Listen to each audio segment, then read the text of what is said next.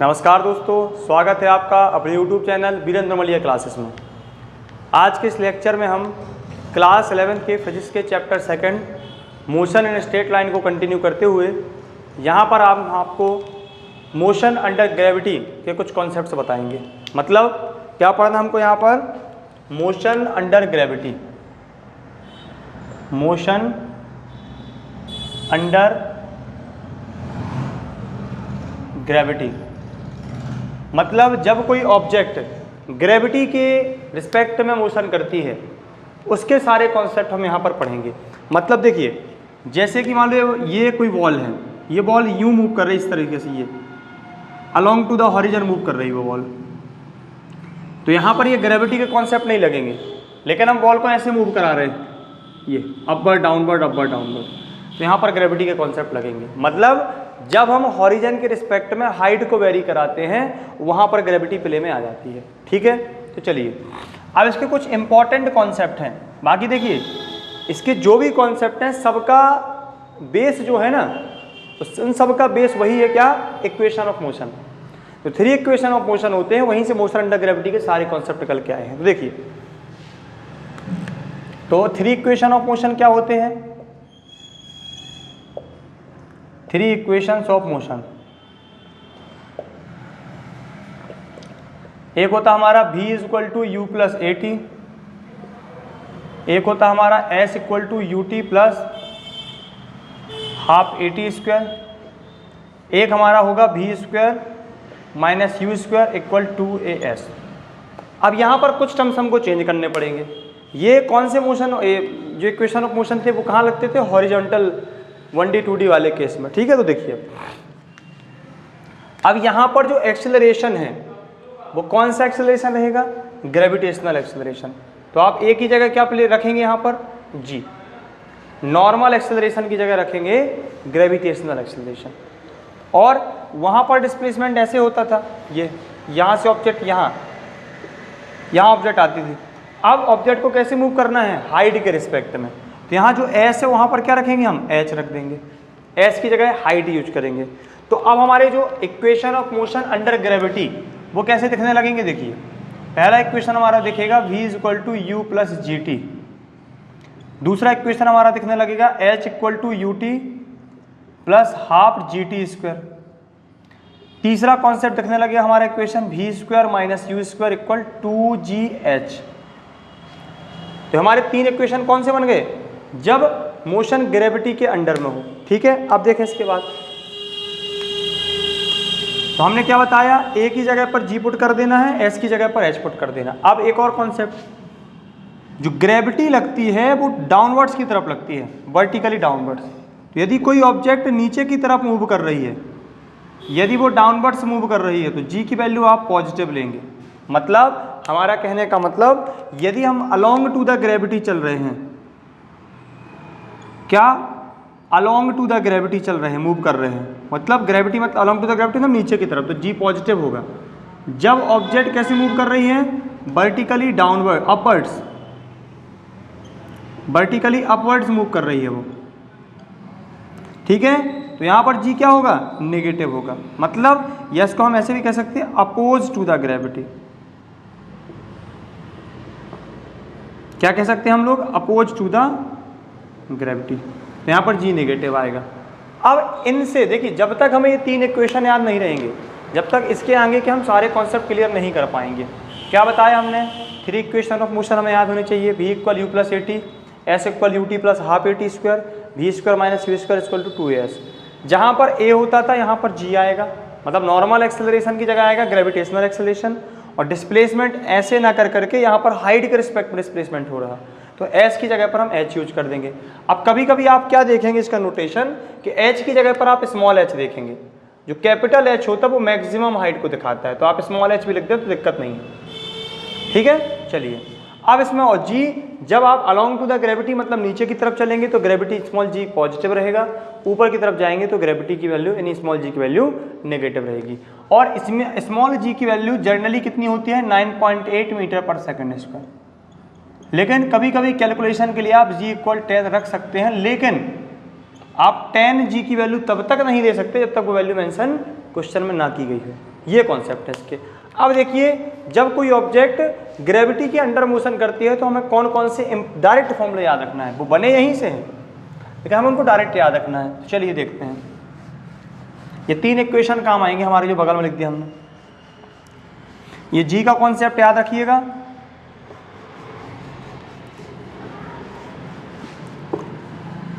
चलिए देखते हैं। हम ये मान के चलते हैं कि कोई ऑब्जेक्ट यहां पर रखा है, ये उसका मास m है, यह हॉरिजन है। अब इस ऑब्जेक्ट को वर्टिकली अपवर्ड ऊपर की तरफ फेंका गया है, वर्टिकली अपवर्ड फेंका गया ऊपर की तरफ, मतलब इस ऑब्जेक्ट को हमने वर्टिकली अपवर्ड फेंका ऊपर की तरफ, ये वर्टिकली अपवर्ड थ्रो किया, ठीक है। ऑब्जेक्ट ए को वर्टिकली अपवर्ड थ्रो कर दिया तो वो मान लो यहां पर पहुंच गई, वो ये h हाइट कवर करके वो ऊपर पहुंच गई, हाइट h कवर करके वो ऑब्जेक्ट कहां पहुंच गई, ऊपर पहुंच गई, ठीक है। तो जब आपने इसको ऊपर फेंका होगा, ऊपर की तरफ थ्रो किया होगा तो कुछ वेलोसिटी दी होगी। तो यहां पर हमने मान लो इसको जो इनिशियल वेलोसिटी है वो u दी। u क्या है, इनिशियल वेलोसिटी, हाइट h हो गई। अब देखिए जब भी किसी ऑब्जेक्ट को आप ऊपर की तरफ थ्रो करेंगे, कुछ आप इनिशियल वेलोसिटी दे करके ऊपर की तरफ थ्रो करेंगे, तो देखिए जैसे मार्कर है, ये ऊपर गया यूं और ये नीचे आया, ये यूं गया यूं नीचे आया। तो जब ये ऊपर गया तो जब ऊपर से रिटर्न होना शुरू करता है तो वहां पर थोड़ी देर के लिए रुकता है, वो रेस्ट फॉर्म में आता है। देखिए ये गया यूं आया, अब यहाँ पर आपको लगेगा कि वो रुका नहीं है, लेकिन रुका है वो, भले वो हम उसको ऑब्जर्व नहीं कर पाते, बहुत कम टाइम के रुकता है वो। तो टॉप पर, एट टॉप पर वेलोसिटी क्या होगी, फाइनल वेलोसिटी 0 हो जाएगी, ठीक है। तो अब यहाँ से क्या क्या कॉन्सेप्ट निकलते हैं देखिए। हमको निकालना है time of ascent, time of ascent मतलब पहुंचने का टाइम, ऊपर जाने में कितना टाइम लगा, ठीक है। और हमें क्या कैलकुलेट करना है, मैक्सिमम हाइट, क्या कैलकुलेट करना है, मैक्सिमम हाइट। तो पहले हम हाइट निकाल लें। देखिए हाइट निकालने के लिए आपको u पता होना चाहिए, कौन सा फॉर्मूला लगा दें, मान लीजिए ये लगा दिया हमने। आपको h निकालना तो u पता होना चाहिए, बिल्कुल पता है। v की वैल्यू क्या है, 0 है। g नॉर्मल g ही लेके चलेंगे। तो देखिए मैक्सिमम हाइट निकालने के लिए हम इक्वेशन थर्ड लेके चलते हैं। इक्वेशन थर्ड क्या होता है, v square minus u square 2g, maximum height है तो कैपिटल H ले लीजिए। अब देखिए इसमें क्या क्या याद रखना, v की वैल्यू क्या लेंगे हम, 0, क्योंकि मैक्सिमम हाइट पर v 0 हो जाता। u जो आपने दिया इसको 2, g की वैल्यू क्या लेंगे हम, -g, क्यों, क्योंकि हमने ऑब्जेक्ट को ऊपर की तरफ मूव कराया है, ठीक है। तो क्या निकलेगा, minus u square equal to minus 2gh, minus से माइनस कैंसिल हो गया तो h की वैल्यू आ गई हमारी u स्क्वायर अपॉन 2g। इस फॉर्मूले की हेल्प से आप डायरेक्टली मैक्सिमम हाइट कैलकुलेट कर सकते हैं। अब मान लो डायरेक्ट फॉर्मूला याद नहीं है तो आपको इक्वेशन लगा दो, कोई से भी आएगा वहीं, आंसर चेंज होके नहीं आएगा। अब निकालना हमको टाइम ऑफ असेंट, जाने का टाइम निकालना कि टोटल टाइम कितना लगा होगा जाने में। तो मान लीजिए वो टाइम हम यहाँ से भी निकाल सकते हैं, ये वाला टाइम देखो कैसे, इक्वेशन फर्स्ट से निकालते हैं, उसको जाने में कितना टाइम लगा, यहाँ से यहाँ तक ऑब्जेक्ट को ट्रेवल करने में कितना टाइम लगा। तो देखो इक्वेशन फर्स्ट लगाया हमने, क्या होता, v is equal to u plus g t, v की वैल्यू 0 है, u g की जगह क्या रखेंगे, माइनस g और t, इस u को यहाँ लाएंगे तो minus u is equal to minus g t, तो u बराबर आ गया gt, तो t बराबर आ जाएगा u अपॉन g, ये आ गया हमारा। t इज इक्वल टू कितना आ गया हमारा, u अपॉन g, ये फॉर्मूला आ गया। ये टाइम जाने का हो गया। ये देखिए ये कॉन्सेप्ट नंबर फर्स्ट, ये कॉन्सेप्ट नंबर सेकंड, इसे सीधे सीधे क्वेश्चन बनते हैं। अब बताते हैं हम कॉन्सेप्ट थर्ड। कॉन्सेप्ट थर्ड आपको क्या याद रखना है,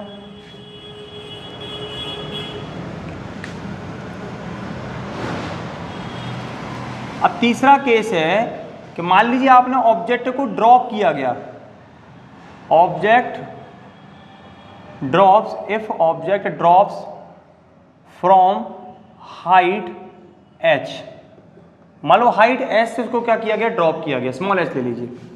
तो देखिए जब ड्रॉप करने वाली बात आए तो पेपर में पूछता है, मतलब एक कॉन्सेप्ट बनता है maximum velocity exactly before touching the ground, touching the ground या सरफेस, ग्राउंड या सरफेस को टच करने से पहले उसकी जो वेलोसिटी है वो क्या रहेगी। तो अब देखिए भैया, अब ऑब्जेक्ट मूव ऊपर से हो रही है, मतलब ये ऑब्जेक्ट है, इसको यहाँ से ड्रॉप किया गया, थ्रो नहीं किया गया, ड्रॉप किया गया, मतलब ये मार्कर हमने ये लिया यूं और यूं छोड़ दिया, हमने अपने से कुछ नीचे नहीं लगाया, यूं छोड़ा बस इसको। यहाँ पर यू क्या था, 0, इनिशियल यहाँ 0 हो जाएगा। अब ये नीचे की तरफ मूव करेगी, देखिए जब ये नीचे जाके रख जाएगी ये ऑब्जेक्ट तो वहाँ पर भी 0 हो जाएगा। लेकिन कॉन्सेप्ट क्या है, just before touching the ground, है ना, just before touching the ground ये भी लिख सकते हैं, या exactly before touching the ground, मतलब जब इसको आप छोड़ेंगे तो इसकी जो यहाँ टच करने से बिल्कुल जस्ट पहले जो वेलोसिटी रहेगी वो फाइनल वेलोसिटी भी मान ली हमने। हाइट h ले ली, हाइट हमने h ले ली, ठीक है। तो अब यहाँ से फॉर्मूला पूछ लिया जाता है तो वही लगाएंगे हम, v² minus u² is equal to 2gh। अब यहाँ पर देखो v, u की वैल्यू 0 है, 2gh, g पॉजिटिव ही रहेगा, ऊपर से ड्रॉ कर रहे हैं इसको, तो v² बराबर 2gh, तो v बराबर आ जाएगा √2gh। ये हो गया थर्ड फॉर्मूला। इस फॉर्मूला की हेल्प से हम क्या कर सकते हैं, डायरेक्टली, मतलब कोई भी ऑब्जेक्ट को जब ऊपर से ड्रॉप किया जाता है उसकी वेलोसिटी निकाल सकते हैं। अब मान लो एक केस बना दे वो कि हमने ऑब्जेक्ट को फॉल, मतलब ड्रॉप नहीं कराया, हमने ऐसा थ्रो किया उसको ऊपर से नीचे की तरफ, तो फिर आपकी इनिशियल 0 नहीं होगी और फाइनल भी 0 नहीं होगी बिफोर टचिंग द ग्राउंड। तो वहाँ पर ये डायरेक्ट फॉर्मूला लगेगा, v² minus u² is equal to 2gh। Clear. अब चौथा कॉन्सेप्ट क्या होता है, देखिए चौथा कॉन्सेप्ट, ये जो टाइम ऑफ असेंट होता है, मतलब ऊपर जाने का टाइम इक्वल होता है टाइम ऑफ डिसेंट के, मतलब नीचे आने के टाइम के इक्वल होता है। अब इसके पीछे का कॉन्सेप्ट देखिएगा, तो फिलहाल क्या बनेगा, देखिए जाने का टाइम क्या था, u/g, आने का टाइम भी कितना है, ये असेंट है, ये डिसेंट है, मान लीजिए वो कितना है, u/g। तो टोटल टाइम कितना हो जाएगा, ऊपर से नीचे तक आने, मतलब मार्कर ऊपर गया और नीचे आया, तो टोटल टाइम कितना हो जाएगा, u/g ऐड हो जाएगा 2u/g। एक हमारा ये टोटल टाइम का फॉर्मूला ये बन गया। अब कॉन्सेप्ट नंबर 5 देखिए क्या है। कॉन्सेप्ट नंबर 5 जो होता है वो आपके स्कूल एग्जाम में ज़्यादा काम नहीं आता है, लेकिन जेई वगैरह नीट वाले एग्जाम में यहाँ से क्वेश्चन पूछा जाता है, ठीक है। देखें अब कॉन्सेप्ट 5 आपको याद रखना। देखिए भैया, जब आने और जाने का टाइम सेम है तो हमें डाउट आना चाहिए, क्या डाउट, ये बताओ भैया, जब इसको जाने और आने का टाइम सेम है तो क्या ऐसा कोई एविडेंस है हमारे पास कि हम कह सके कि ये मार्कर यूनिफॉर्मली ऊपर गया है, यूनिफॉर्मली नीचे आया है, मतलब इसकी वेलोसिटी में ऊपर नीचे जाने में कोई चेंज नहीं हुआ, ऐसा कह सकते क्या आप? ऐसा नहीं कह सकते, क्यों? क्योंकि स्मॉल जी है। स्मॉल जी क्या है, ग्रेविटेशनल एक्सेलरेशन, मतलब वेलोसिटी में तो चेंज हुआ है, तो फिर टाइम कैसे इक्वल होता है, देखिए टाइम कैसे इक्वल हुआ आने और जाने का जब चेंज होता है हर एक पॉइंट पर। तो देखो ये सरफेस था, हमने बॉल को यहाँ से फेंका और यहाँ से मतलब देखिए आई वो लौट के वहीं से है, ये जो मार्कर है ये जिस पाथ से जाएगा उसी पाथ से लौट के आएगा, मतलब ये यूँ गया, यूँ सीधा गया, सीधा लौटेगा। यदि यूँ आ गया ये तो प्रोजेक्टाइल बन जाएगी, वो 2D मोशन हो जाएगी। हम क्या पढ़ रहे हैं, मोशन इन स्ट्रेट लाइन। तो आप इसको हमने अलग अलग बनाया है जिससे आप समझ सको इस बात को। बस जाने का ये ही पाथ है जो कि आने का है, हमने लेकिन अलग अलग क्यों बताया, जिससे समझना आसान हो जाए, ठीक है भैया। प्रैक्टिकली ऐसे नहीं होते हैं, नहीं तो वो प्रोजेक्टाइल बन जाएगा, 2D मोशन में जाएंगे। तो देखिए जाते वक्त क्या होता है, यहाँ पर जो u होता है वो होता है मैक्सिमम। u हम इनिशियली देते हैं, मतलब हम इस मार्कर को ऊपर फेंकेंगे तो अपनी मैक्सिमम पावर देंगे हम ऊपर की तरफ जाने में, ठीक है। तो देखिए जाने में मान लीजिए अब हम कट लगा रहे हैं, ये 1 सेकेंड, देखिए 1 सेकेंड में उसने इतनी डिस्टेंस कवर की, 2 सेकेंड में थोड़ी कम करेगा, तीसरे सेकेंड में थोड़ी और कम करेगा, चौथे सेकेंड में थोड़ी और कम करेगा, मान लीजिए 5वें सेकेंड में वो टॉप पर पहुँच गए, फिर ये 6th सेकेंड में यहाँ आएगा, 7th में यहाँ आएगा, 8th में यहाँ आएगा और 9th में यहाँ आएगा। यहाँ से क्या निकल के आता, जब वो ऊपर जाता है, ऊपर जाते वक्त मतलब ऊपर जाते वक्त वो टाइम क्या हो जाता है, वो स्लो डाउन हो जाती है, उसकी स्पीड, वेलोसिटी स्लो डाउन होती जाती है। और जब वो नीचे आती है बॉल तो वेलोसिटी उसकी फास्ट होती जाती है, स्पीड।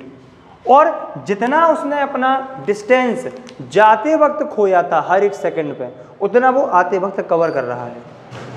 कैसे? देखिए, जैसे मान लीजिए ये जाते वक्त था 12 मीटर, फिर यहाँ 10 मीटर, फिर यहाँ 8 मीटर, फिर 6 मीटर, फिर 4 मीटर। अब ये बगल में कितना कवर करेगा? 4। फिर गिरते वक्त इस टाइम इंटरवल पर 6 ही करेगा, फिर गिरते वक्त इस टाइम इंटरवल पर 8 ही करेगा, फिर 10 ही करेगा, फिर 12 करेगा, फिर यहाँ जाएगा वो।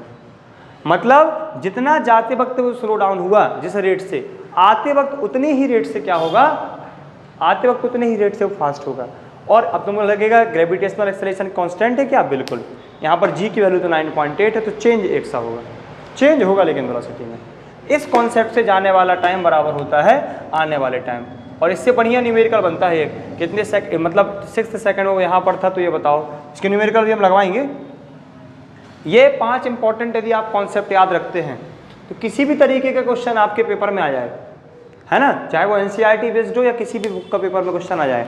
हालांकि देखिए, जब एग्जाम का अपना अपना एक लेवल होता है, जैसे आप नीट, JEE, JEE एडवांस इनके क्वेश्चन लगाएंगे तो थोड़ा सा अप्स एंड डाउन आएंगे उसमें, लेकिन कॉन्सेप्ट चेंज थोड़ी होते हैं, कॉन्सेप्ट यही रहते हैं, थोड़ा सा हाइब्रिड लेवल के क्वेश्चन डाल देते हैं, लैंग्वेज डिफिकल्ट कर देते हैं बस।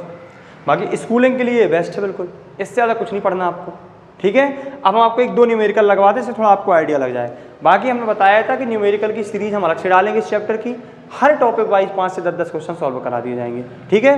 तो चलिए इसको नोट कर लें, फिर एक क्वेश्चन लिखते हैं हम। ये वाला क्वेश्चन पेपर में आता रहता है, इतने कॉन्सेप्ट हमें याद होने चाहिए बिल्कुल भी। यहाँ पर हम इसका एक ही क्वेश्चन लगवाएंगे जिससे आपको आइडिया लगे, बाकी नॉर्मल क्वेश्चन बनने चाहिए। जैसे मान लीजिए कोई ऑब्जेक्ट को 15 मीटर पर सेकंड की स्पीड से भेजा गया, ठीक है, और इतना टाइम लगा जाने में, टाइम बता दिया उसने, या सीधे सीधे क्वेश्चन पूछ सकता हो, यदि किसी ऑब्जेक्ट को 15 मीटर पर सेकंड की स्पीड से ऊपर की तरफ थ्रो किया गया तो उसका टाइम ऑफ एसेंट निकालो। क्या निकालना? Time of accent. क्या होता है भैया? u/g। तो u की वैल्यू कितनी है? 15। g कितना है? ऊपर तरफ फेंका तो 9.8। कैलकुलेशन के लिए मान लो हमने आपको बोल दिया कि 10 ले लो आप, तो क्या आएगा? 1.5। अब टाइम तो नेगेटिव आता नहीं है, तो 1.5 सेकंड लगे उसको ऊपर जाने में, ये ठीक है। ये उसका टाइम ऑफ एसेंट हो गया। तो टाइम ऑफ डिसेंट निकाल सकते हैं हम। तो ऐसे डायरेक्टली क्वेश्चन आते हैं पेपर में, डायरेक्टली सीधे सीधे क्वेश्चन। लेकिन अब बढ़िया एक क्वेश्चन लगाते हैं, इसको समझिएगा आप। इसके जो न्यूमेरिकल है वो हम अलग अलग से लगवाएंगे। क्या है वो question? A wall is thrown vertically upward, a wall is thrown vertically upward with an initial velocity of, question note कर लें हम, स्पीड ऑफ या वेलोसिटी स्पीड कुछ भी लिख सकते हैं आप, 25 मीटर पर second from the ground,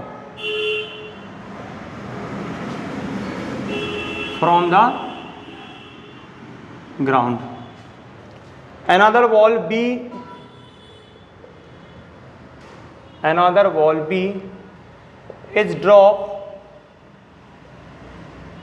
from the same height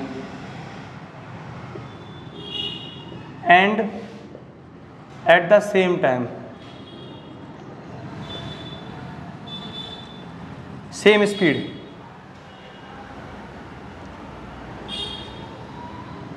and at the same time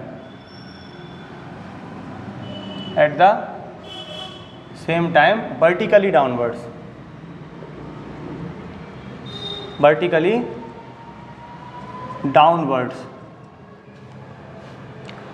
at what point the two walls collide?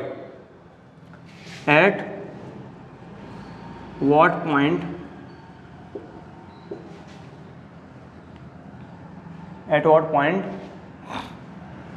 two walls collide. और जो हाइट आपको दी गई है वो दी गई है 50 मीटर, मतलब हाइट जो आपको दी गई है 50 मीटर। आप क्वेश्चन को समझिए, बहुत अच्छा क्वेश्चन है, बहुत ज़्यादा इंपॉर्टेंट। क्या इसमें जो क्वेश्चन लगना है वो क्या दिया है इसमें देखिए,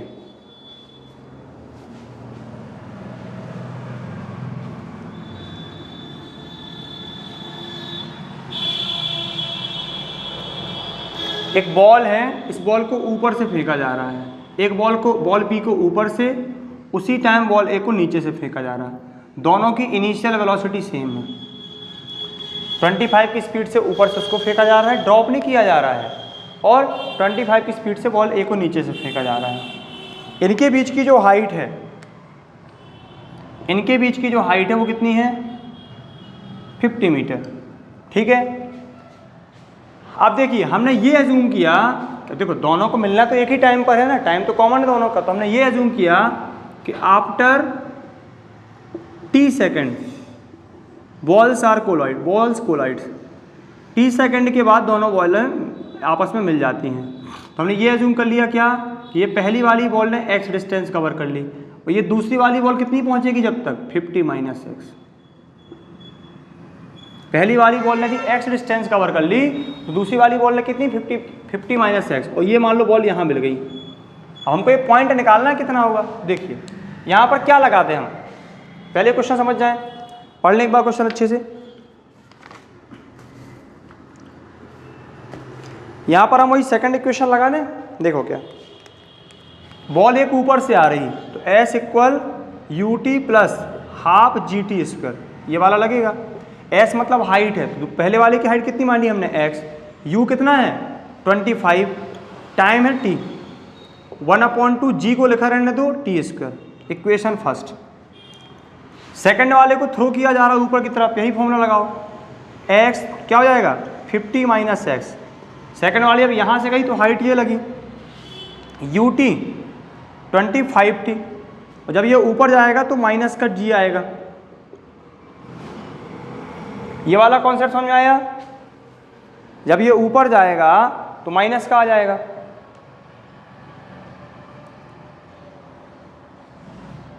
क्लियर? बस अब दोनों इक्वेशन को ऐड कर दूं, टाइम निकालना, टाइम मिल गया तो आंसर आ गया। ऐड कर दो दोनों को, x और 50 - x ऐड होगा तो यहाँ 50 बचेगा, यहाँ ये दोनों कैंसिल आउट हो जाएंगे, ये हो जाएगा 50t, तो 50 से 50 कैंसिल हो गया, t इक्वल आ गया 1 सेकेंड। मतलब 1 सेकेंड के बाद दोनों बॉलें आपस में मिल जाएंगी। अब क्या करना हमें, इस 1 की वैल्यू को यहाँ रख दो, यहाँ रख दो तो x निकाल लो आप। 25 × 1, 1/2 g को क्या रखेंगे? 9.8। टाइम 1 का स्क्वायर 1 ही आएगा, तो 25 ये कट जाएगा, 4.9 मतलब 29.9, या आप 30 लिख सकते थे, 10 लेते तो, मीटर। ये ऑब्जेक्ट ऊपर x इतना कवर करके आई बॉल B, तो बॉल A ने कितना कवर किया? मतलब ये पूछा था उसने कि कम मिलेगी, तो यदि बॉल B के रिस्पेक्ट से देखा जाए तो ऊपर से 29.9 मीटर के बाद दोनों बॉलें मिल गई। यदि नीचे से देखा जाए तो 50 - 29.9 कर दो आप, तो 20.1 मीटर के बाद दोनों बॉलें मिल जाएंगी, यदि हाइट नीचे से ऑब्जर्व की जाए। ये दोनों बॉलें आपस में कोलाइड कर जाएंगी, टकरा जाएंगी मतलब। क्लियर? तो यहाँ से क्या निकल के आया, हमने आपको कुछ ग्रेविटी के इंपॉर्टेंट कॉन्सेप्ट, जो सीधे सीधे क्वेश्चन आते हैं वो आपसे फॉर्मूला बेस्ड बन जाएंगे। यदि आपके फॉर्मूला क्लियर है तो बन जाएगा, और बाकी ये कुछ ऐसे क्वेश्चन आते तो इनको भी हमने आपको एक प्रैक्टिकल मतलब एग्जाम्पल तौर बता दिया है। बाकी इसकी हम सीरीज कंटिन्यू करेंगे। अब इसके बाद एक ही टॉपिक बचता है इस चैप्टर का, रिलेटिव वेलोसिटी। इसके बाद ये मोशन इन स्ट्रेट लाइन पूरा कॉन्सेप्ट वाइज ये चैप्टर खत्म होता है, और एक हम लगभग बड़ा लेक्चर डालेंगे 3 से 4 घंटे का, उसमें सारे न्यूमेरिकल और सारे कॉन्सेप्ट एक बार फिर से रिकॉल करा देंगे। तो आई थिंक आपको ये लेक्चर बहुत बढ़िया लगा होगा। यदि ये लेक्चर बढ़िया लगा हो तो वीडियो को अपने दोस्तों में शेयर, वीडियो को लाइक और चैनल को सब्सक्राइब करें और अपना सपोर्ट बनाए रखें। धन्यवाद।